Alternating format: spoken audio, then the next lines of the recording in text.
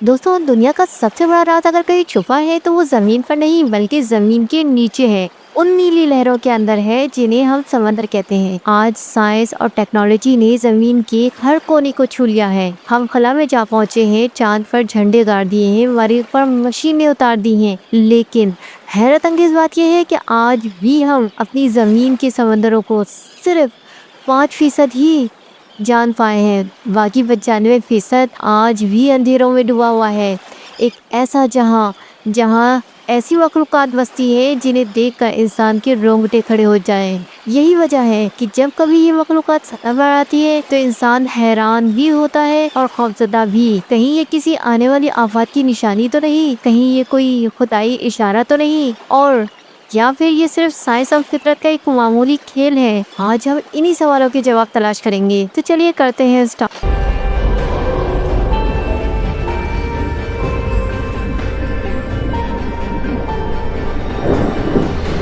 दोस्तों, समंदर को अगर हम 5 बड़े हिस्सों में बांटे तो सबसे ऊपर है सनलाइट जोन। यहाँ रोशनी पहुँचती है, पौधे उगते हैं, मछलियाँ और शार्क्स रहती हैं। ये हिस्सा इंसानों के लिए निस्बतन मानूस है। इसके नीचे आता है ट्वाइलाइट जोन। यहाँ रोशनी मध्यम हो जाती है, अंधेरा बढ़ जाता है। यहाँ की मखलूक़ात अपनी रोशनी खुद पैदा करती है। यही वो जगह है जहाँ अक्सर वो अजीब अलजीदी सी मछलियाँ मिलती हैं जिन्हें देख के लगता है जैसे किसी साइंस फिक्शन फिल्म से निकली हो। इसके नीचे है मिडनाइट जोन। यहाँ रोशनी का नाम व निशान नहीं है, सिर्फ स्याही और अंधेरा है। दबाव इतना ज्यादा है कि अगर इंसान बराह रास्त यहाँ जाए तो इसका जिस्म लम्हों में कुचल जाए। और इसके बाद आता है एबीज जोन। ये वो मकाम है जहाँ हैरत अंगेज जानदार जैसे जेम्बो, ऑक्टोपस और अजीबुल खलकत स्क्वाइड पाए जाते हैं। और सबसे आखिर में आता है ट्रेंच जोन। यहाँ गहराई 11,000 मीटर तक पहुँच जाती है।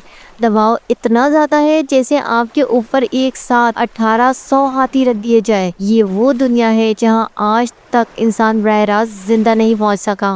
दोस्तों, 1987 में बहरा अल-काहिल में एक सेंसर ने एक अजीब आवाज़ रिकॉर्ड की। यह आवाज़ इतनी ताकतवर थी कि 1000 किलोमीटर दूर तक सुनी गई। इसे डीप प्रोब कहा गया। साइंसदानों ने कहा कि ये किसी मखलूक की आवाज़ लगती है, लेकिन ऐसी मखलूक जो मौजूदा साइंस की किसी भी व्हील या जानदार से कहीं ज़्यादा बड़ी हो। कुछ लोगों ने इसे ल्यूयाथन यानी समुद्री दीव कहा।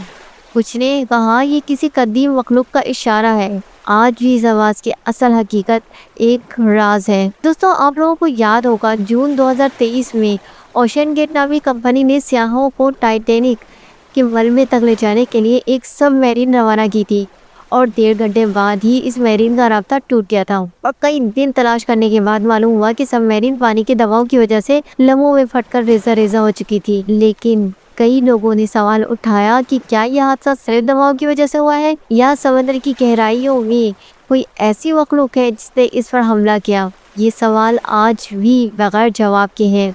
अगर आप ये वाली पूरी वीडियो देखना चाहते हैं तो मैं नीचे डिस्क्रिप्शन में एक लिंक शेयर कर दूंगी टाइटैन सबमरीन की, तो आप वहाँ जाके ज़रूर देख लीजिएगा। और अब दोस्तों बात करते हैं इस पुरस्कार मछली पर, जिसे जापान में डॉम्सडे फिश कहा जाता है। ये और फिश ये दुनिया की सबसे लंबी हड्डी वाली मछली है जो कभी कभी साहिल पर आकर लोगों को चौंका देती है। 2011 के जापान सुनामी से पहले कई और फिश जापान के साहिल पर आ गए थे। इसी तरह 2025 के आगाज में मैक्सिको और कैलिफोर्निया में ये मछलियाँ देखने को मिली, और चंद दिन बाद वहाँ भी ज़लज़ला आया।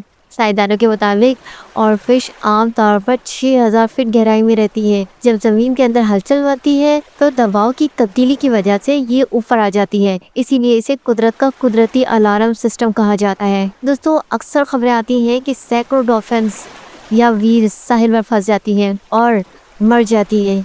इसकी एक बड़ी वजह है इनका कुदरती सोनार सिस्टम है। ये जानदार आवाज़ के जरिए सिर्फ का तयन करते हैं, लेकिन जब ज़मीन के अंदर ज़लज़ले या मकनातीसी फील्ड में तब्दीली आती है तो ये उलझ जाते हैं और साहिल पर आके अधमरे हो जाते हैं। कुछ साइंसदान तो ये भी कहते हैं कि ये बज़ाहिर इस बात की अलामत है कि समंदर के अंदर कुछ बड़े खतरात छुपे हैं जिन्हें हम अभी समझ ही नहीं पाए।